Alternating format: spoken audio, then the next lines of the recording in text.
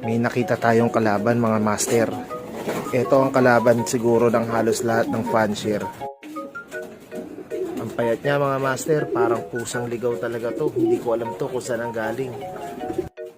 Papasok na sana tong mga flyers natin mga master kaya lang nabulabog kayo mga master, ano ginagawa nyo kapag may nakita kayong ligaw na pusa na malapit sa loaf nyo?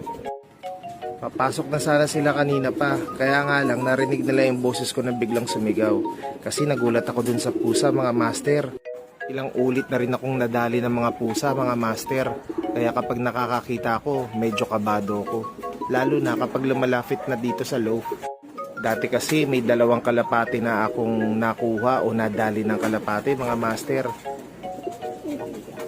Kaya kapag may nakita talaga ako, talagang pumupunta ako agad dito. Pero share ko sa inyo mga master ko ano ginawa ko dati kaya hindi na umulit yung